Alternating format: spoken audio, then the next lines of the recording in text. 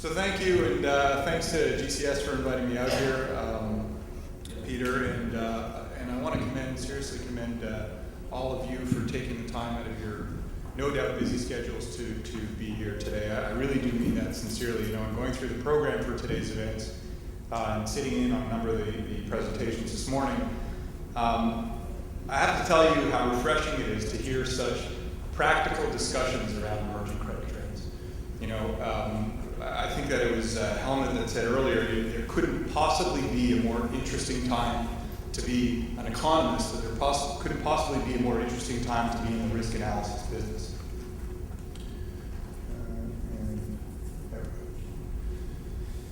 So interesting maybe is one way to put it. You know, one day we're reading that markets are plummeting into depression, the next day we're reading that we're pushing above trend growth, right? One day markets are riding this wave of euphoria, the next day it's kind of a frantic search for the nearest high-rise window that isn't bolted shut. You cannot read the press these days, you cannot read the media these days without reading seemingly contradictory views on where the economy is at and where we're headed, right? Data releases, or rather interpretations of data releases, tend to swing erratically between the extreme positive and the extreme negative. Now, aside from the turmoil that this causes in markets, it makes it very difficult for you to do your planning. So what I'd like to do for you today is talk to you about what you need to know. I'd like to answer the three questions that I really do think are on the top of everyone's mind. What the heck's going on out there? How long is it going to last? And what does it mean for me? And I hope to be able to do it for you in a way that's clear and to the point. Because if there's one thing that economists are known for, it's clarity and simplicity. That wasn't the punchline, thank you. I noticed that Albert earlier qualified his presentation by assuring us that he's not an economist. Unfortunately, I can't give you the same assurance. But I will try my best to keep it clear and concise and to the point. So in the interest of clarity and simplicity, I'm going to break my talk today down to 3 points. What am I getting at? For about a year and a half now, the term recovery has been thrown around a lot. It's been sort of used very liberally. In my shop, we've been itching since last fall to release a document we're calling Surviving the Recovery. But unfortunately, just recently we've decided that such a document is still well ahead of its time. Now, no doubt growth has resumed, right? We've talked about industrial production, GDP in many emerging markets, and even in some developed markets is up nicely. So, you know, look, Singapore, I think, the first quarter released its GDP results. First quarter, 45% growth on a quarterly basis. 45% growth for an economy. They followed that up in the second quarter with 26% growth on a quarterly basis. And so as a bellwether of international trade, Singapore is, it's no surprise that trade bounced back nicely last year. So for a while, everyone was focused on growth. And why not, right? Why not? Growth is better than the alternative. We've lived through the alternative. But it's more than just about growth. It's about activity levels. And the analogy that I like to use to describe that, and I apologize to those of you that aren't hockey fans, but you know the conference this year is in Canada, and I wanted to give my talk a decidedly more Canadian tone. The analogy that I like to use is of a hockey team. Say you're a hockey team, say you're the Vancouver Canucks. First 70 games of the season, you manage only 20 wins. You lose 50 games.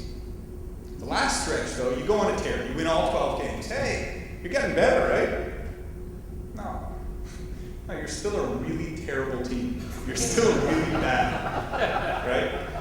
And you're still not seeing the improvements you need to be seeing given how deep a hole you dug yourself at the beginning of last year, or at the beginning of the year. And so that's the point of this. That's what I'm getting at. In the 2004 to 2007 period, if you can't hear me, if I wander away from the mic, just let me know because I do tend to wander a little bit. But I'll try and keep myself here. But in the 2004 to 2007 period, we were at point 1. We plummeted down to point 2 by mid-2009. Now it's true that we've seen phenomenal growth since mid-2009, and in a really short period of time. But it's still not the growth we need to be seeing, given how far we fell. It's still not the growth that we need to get us to sort of a decent platform from which we can stage a real recovery. Because a true recovery, a real recovery, requires a lot more of the aggressive growth that we've seen over the last little while, but over a sustained period, in order to run down the excesses. Because that's what a recession is, right? A recession is nothing more than a running down or a working off of of late cycle excesses or inventories.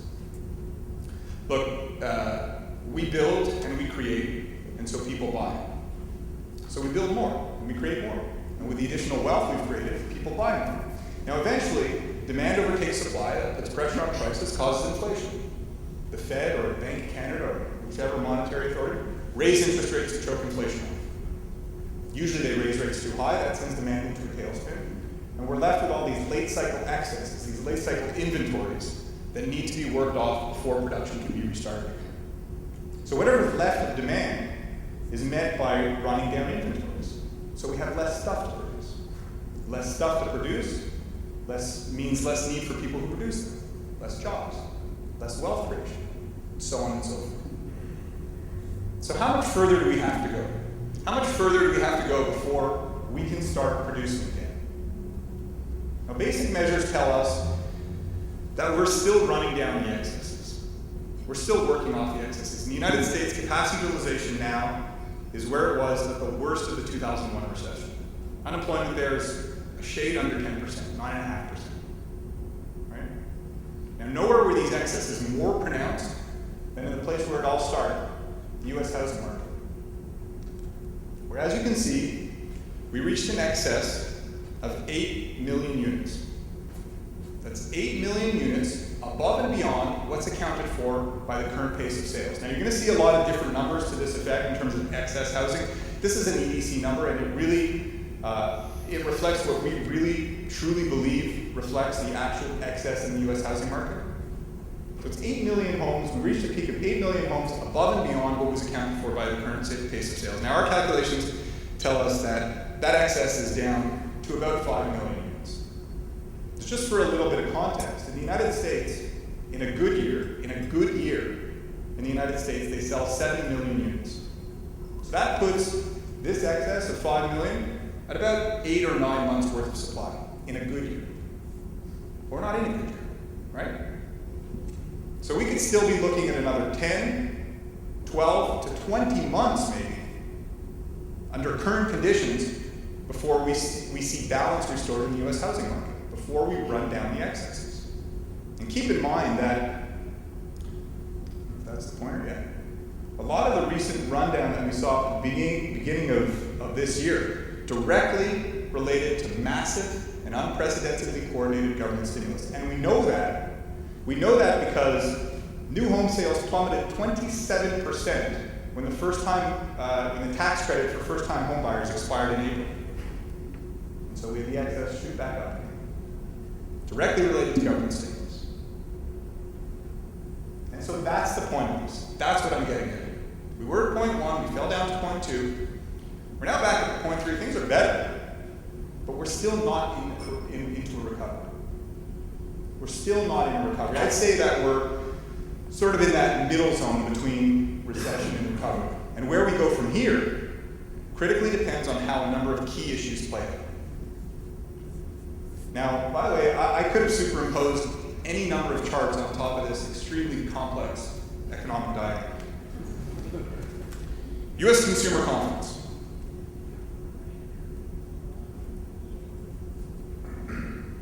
Consumer confidence in the United States has rebounded. The index is up 100% since the beginning of last year. Consumer confidence is up 100%. Confidence has doubled in the past year. Surely that's got to run off on our businesses, right? Confidence has recovered from recessionary levels, or to recessionary levels, rather. Think about that. Confidence has rebounded to recessionary levels. Look at confidence isn't even where it was after September 11th. In the EU, industrial production is up 6% in the past year. 6%. Any one of us would love to see 6% growth in our companies, am I right? 6% growth. It prompted the Financial Times to run a headline that said something like, Eurozone manufacturers expand production at the fastest pace in a decade.